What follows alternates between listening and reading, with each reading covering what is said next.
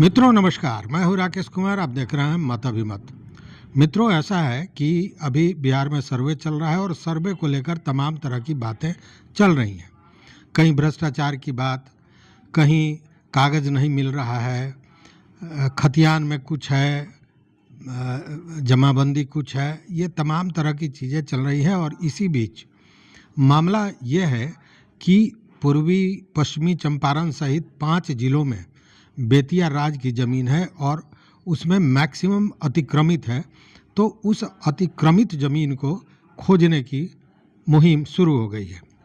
राजस्व परिषद के अध्यक्ष सह सदस्य के पाठक ने इसको संजीदगी से लिया है, इसका बीड़ा उठा लिया है।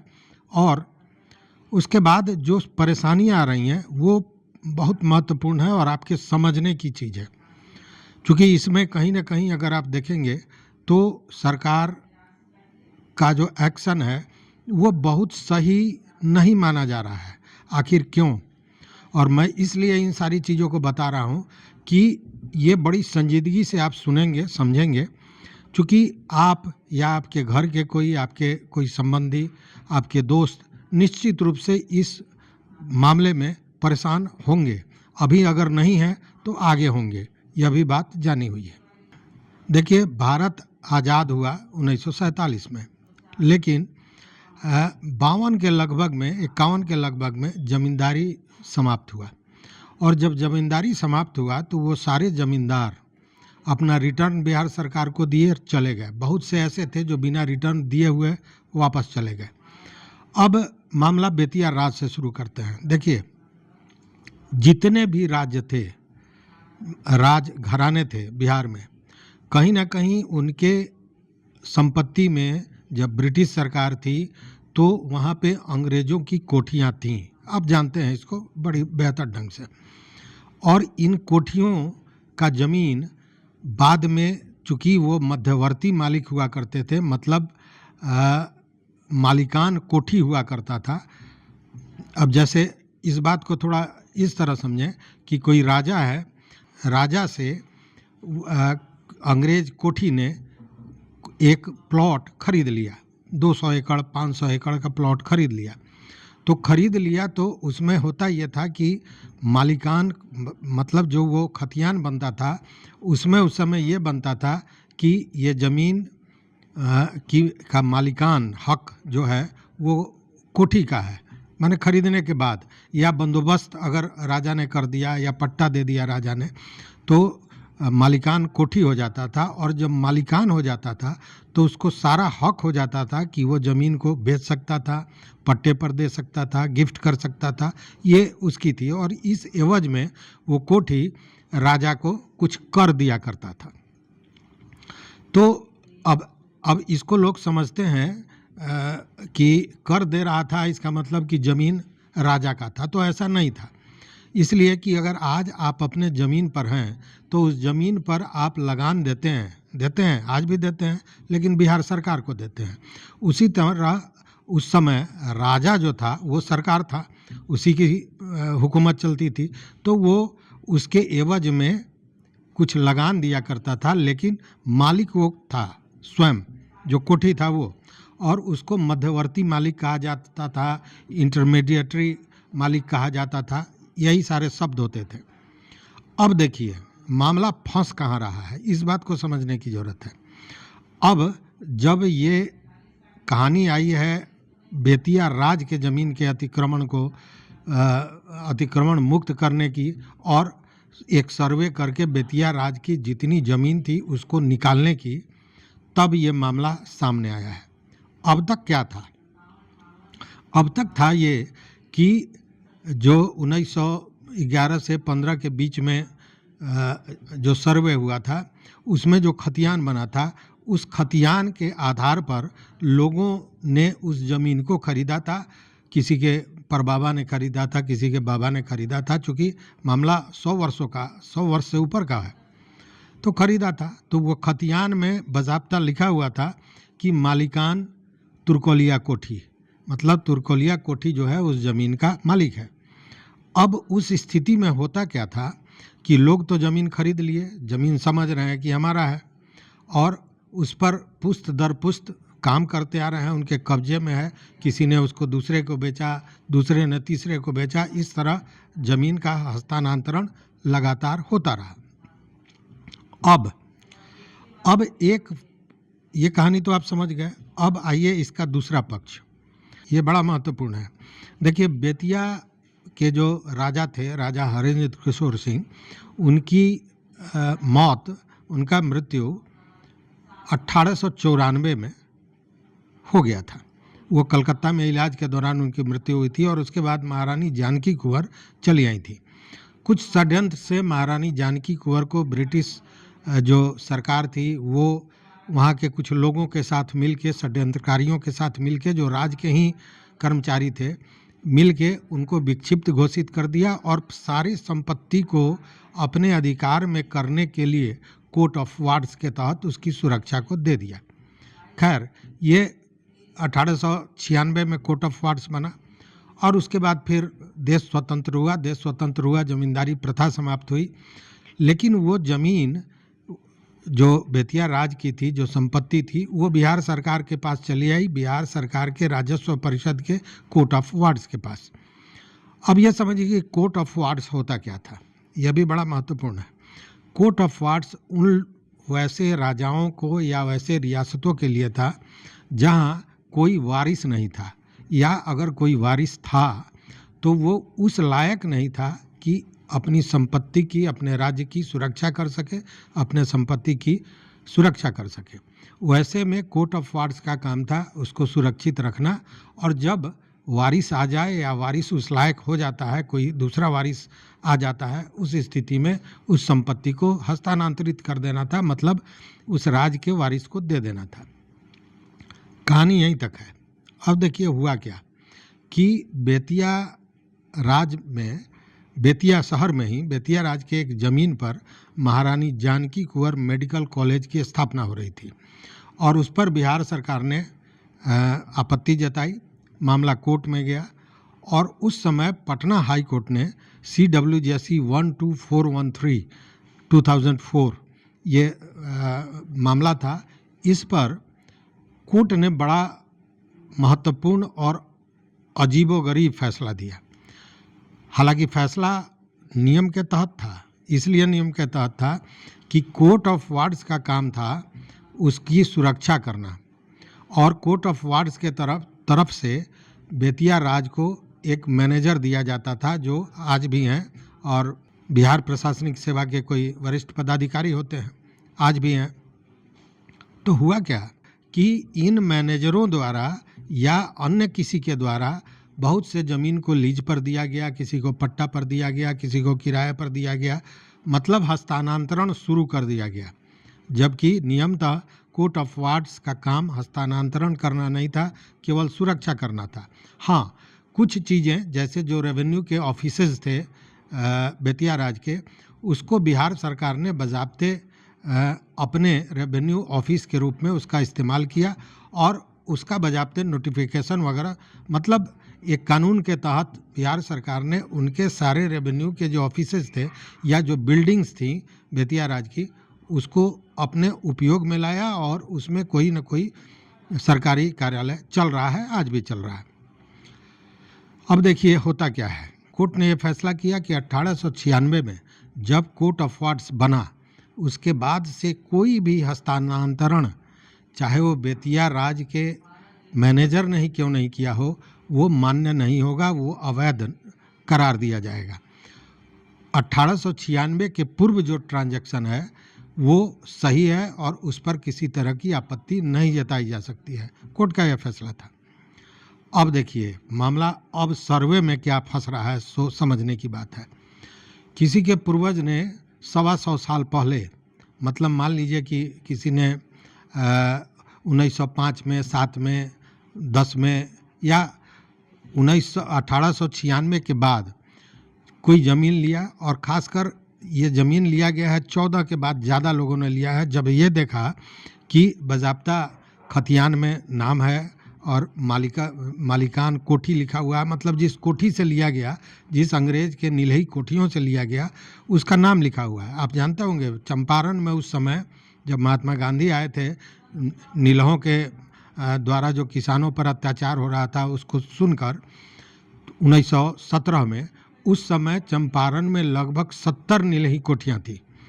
तो आप अंदाज कीजिए इतनी कोठियाँ थी, इनमें से बहुत सी कोठियों ने अपने ज़मीन को किसी को बंदोबस्त कर दिया या बेच दिया या जो भी किया, और ये हुआ है जो खतियान बना, सर्वे खतियान बना है उसके बाद से ज़्यादातर। अब स्थिति देखिए होता क्या है कि पूर्वजों ने ले लिया खतियान को देख के कि मालिक तो कोठी है, अब वो पुश्त दर पुश्त उस ज़मीन पर काबिज हैं, आ रहे हैं या किसी के साथ क्रय विक्रय करते रहे हैं, बेचते रहे हैं, दूसरे से तीसरा, तीसरे से चौथा, कई हाथों में वो ज़मीन चला गया। अब जब ये कोर्ट का फैसला आया, इसको आधार बनाकर जो सरकार है, बिहार सरकार है, वो उन ज़मीनों को जो खतियान को देखकर लोगों ने खरीदा था या सेटलमेंट कराया था, मध्यवर्ती मालिक या यूं कहे कि जो नीलही कोठियाँ थी उनसे जो बेचने के हकदार भी थे, अब उनके ज़मीन पर सरकार का ये कहना है कि कोर्ट के फैसले के अनुसार वो अवैध है, चूँकि उसका हस्तांतरण जो है वो 1896 के बाद हुआ है। अब स्थिति ये है कि आप अंदाज कीजिए कि लगभग 6 से 7 हज़ार एकड़ ज़मीन चंपारण में है जो अतिक्रमित है, जिसको अतिक्रमण माना जा रहा है। तो उस स्थिति में इन सारे ज़मीन को अतिक्रमण मुक्त करना ये तो अलग की बात है, लेकिन जो लिखाया हुआ है, जो बजाबते उसका डीड इंस्ट्रूमेंट है, कागज़ पर बजाबता उसको लिया गया है या पट्टा पर लिया गया है या बंदोबस्त कराया गया है, सारे पेपर्स के बावजूद वो ज़मीन गलत हो गया। अब ये लोग करेंगे क्या, सबसे बड़ी बात है। और उससे भी बड़ी बात यह है कि अब इनको ये बताना होगा कि जिस कोठी से आपने लिया है वो कोठी कब उस ज़मीन को बेतिया राज से ली थी, 1896 के पहले ली थी या 1896 के बाद ली थी। अगर 1896 के पहले ली थी तो कोठी बाज़ाब्ता मध्यवर्ती मालिक के रूप में हकदार था कि वो उस ज़मीन को बेच सकता है, किसी को लीज दे सकता है, पट्टा दे सकता है, वो उसकी मलकियत उसके हाथ में थी, मतलब उस नीलही कोठी के हाथ में थी, चाहे वो जो भी कोठी रही हो। अब जब ये सर्वे का मामला आया तो जमा करना है कागज़, और तब ये जो कोर्ट का मामला है, कोर्ट का जो ऑर्डर है, उसके चलते परेशानियां बढ़ गई हैं, चूँकि कोर्ट के हिसाब से उन सारे कागजातों को अवैध मान लिया जाएगा, और जब अवैध मान लिया जाएगा तो वो ज़मीन भी अवैध हो गया, उनकी मलकियत समाप्त हो गई। उस स्थिति में परेशानी बढ़ जाएगी। तो सबसे पहले सरकार ने अगर इसके सर्वे की बात की थी तो 2-4 चीज़ें ऐसी थी जो सरकार को अपने स्तर से करनी चाहिए थी, चूँकि सरकार ही डॉक्यूमेंट्स को रखने का अधिकारी है, उसका कस्टोडियन है। तो सबसे पहले तो ये जितनी कोठियाँ थीं, ये जानकारी सरकार को देनी चाहिए कि ये कोठियाँ कब ज़मीन खरीदी थी बेतिया राज से या बंदोबस्त कराई थी बेतिया राज से, और उसकी मलकियत को धारण किया था, यह सरकार को बताना चाहिए। चूँकि अब आप अंदाज कीजिए कि जैसे एक बढ़हरवा कोठी है पूर्वी चंपारण में, बताया जाता है कि बढ़हरवा कोठी का निर्माण 1834 में हुआ था, मतलब कि कोर्ट ऑफ वार्ड्स जब बना उसके लगभग 60 साल पहले, लगभग 60 साल पहले उसका स्थापना हुआ था। मतलब कि अब आप अंदाज कीजिए कि लगभग 200 साल हो गया।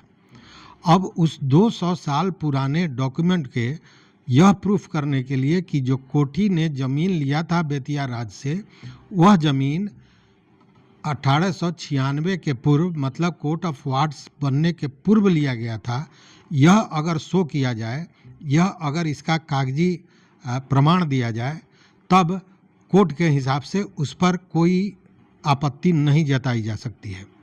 यह भी बात सही है, चूँकि उसका ज़मीन का हस्तांतरण 34 में ही हो गया होगा, तब वहाँ पे कोठी बनी थी, लेकिन उसका कागजात, उसका प्रमाण कहाँ से आएगा? तो सरकार कहेगी कि इसका प्रमाण दीजिए, प्रमाण कहाँ से आएगा 200 साल पुराना, जबकि आप सर्वे में देख रहे हैं कि खतियान तो छोड़ दीजिए, कोई अगर 50 बरस पहले का डीड है वह भी नहीं मिल रहा है। और इसी को लेकर तमाम भाग दौड़ हंगामा जो भी था ये चल रहा था। और इसी को लेकर जो राजस्व मंत्री हैं दिलीप जायसवाल, उन्होंने 3 माह का समय दिया था कि कागज़ को खोजने में समय लगेगा। अब ये बताइए कि जब 30 बरस और 50 बरस के कागज़ को खोजने में इतना समय लगेगा, तो ये 200 बरस पुराना कागज़ कोई कहाँ से खोज के लाएगा? ये तो सरकार को बताना चाहिए, कोर्ट ऑफ वार्ड्स को बताना चाहिए, राजस्व परिषद को बताना चाहिए कि उस कोठी का जो ज़मीन है उसको बेतिया राज या बेतिया महाराज ने कब दिया था, 1896 के पहले या बाद में? बाद में तो देने का सवाल नहीं है, जब भी दिया होगा तो पहले दिया होगा। क्योंकि बाद में अगर कोई दिया होगा तो वो मैनेजर दिया होगा, जो कोर्ट के हिसाब से गलत है। लेकिन अगर राजा के जिंदा रहते या कोर्ट ऑफ वार्ड्स जब नहीं लगा था उसके पूर्व अगर ज़मीन का हस्तांतरण हो गया है नीलई कोठी को, किसी भी नीलई कोठी को, तब वो ट्रांजैक्शन तो उसके पूर्व का है, इसलिए वो वैध है।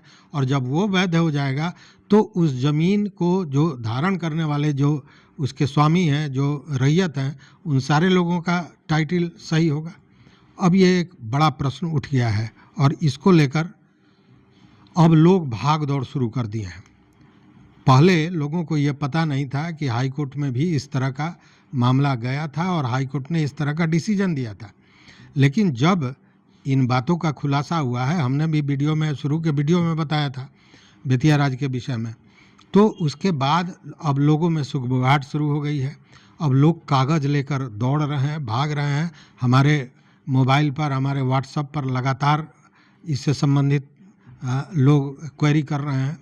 लेकिन सबसे बड़ी बात है कि ये कागज़ आएगा कहाँ से? तो अगर सही रूप से, मतलब बार बार बिहार सरकार पर यह लगाया जा रहा है इल्ज़ाम कि ज़मीनों को छीनना चाहती है, तो अगर छीनना नहीं चाहती है और सही ढंग से सर्वे करा रही थी या कराना चाहती थी, तो पहले तो सरकार को तो ये चाहिए था कि जितने भी पुराने कागजात हैं, डॉक्यूमेंट्स हैं, उसको पब्लिक के सामने रखना चाहिए, उसको पब्लिक डोमेन में डालना चाहिए कि अगर किसी को किसी चीज़ की ज़रूरत हो तो वो ले सके। लेकिन ऐसा नहीं है। अब इस स्थिति में बड़ी परेशानी है और परेशानी में 1-2 लोग नहीं हैं, बहुत से लोग हैं। अब केवल बेतिया राज की ही बात नहीं है, ये मामला धीरे धीरे फैलेगा और चारों तरफ जाएगा। अब अगर आपका ये तर्क है कि जो कोर्ट है, कोर्ट ने तो बेतिया राज के लिए ये निर्णय दिया है, दूसरे के लिए निर्णय नहीं दिया है, तो मैं आपको बता दूं कि आज जो कोर्ट का फैसला है उसके आधार पर सरकार दूसरे राजाओं का जो ज़मीन है उसको भी निकालने के लिए, उसको अतिक्रमण मुक्त करने के लिए करेगी और तब इसको आधार बनाकर सरकार कोर्ट में जा सकती है। तो कहने का मतलब कि स्थितियां बहुत विषम होती जा रही हैं धीरे धीरे और इसको लेकर आंदोलन की सुगबुगाहट भी शुरू हो गई है। किसान सुराज दल एक है जो इसको लेकर बातों को उठा रहा है। आज हमारी बातें भी हुई हैं, उसके जो नेता हैं विजय पांडे, उन्होंने सारी बातें बताई और वो इन सारे चीज़ों को लेकर किसानों के बीच में और अपनी मांग को सरकार के बीच में ले जाना चाहते हैं और उसकी तैयारी में सारे लोग लगे हुए हैं। किसानों की सभा भी बुलाई जाने वाली है जैसा उन्होंने बताया। तो कहने का मतलब है कि यह जो समस्या है ये बड़ी जटिल है और इसका रास्ता अभी दिख नहीं रहा है, क्योंकि कागज़ आएगा तो आएगा कहाँ से। तो इस वीडियो में बस इतना ही। देखते रहिए मत अभिमत। इससे जुड़ी हुई कोई जानकारी आपके पास हो या कोई समस्या आपके पास हो तो निश्चित रूप से हमारे कमेंट बॉक्स में बताइएगा। हमारा नंबर भी डिस्क्रिप्शन में है, आप हमसे बात कर सकते हैं और अपनी जानकारी दे सकते हैं जिसको हम लोगों के सामने पहुंचाएंगे, सरकार के सामने पहुंचाएंगे ताकि आपको न्याय मिल सके। लेकिन दोस्तों, अगर अभी तक आपने चैनल को सब्सक्राइब नहीं किया है तो सब्सक्राइब कर लीजिए, वो घंटी जैसी आकृति है दबा दीजिए ताकि हम जो वीडियो बनावें वो आप तक पहुंच सके। देखते रहिए मत अभिमत। बहुत बहुत धन्यवाद, बहुत बहुत धन्यवाद।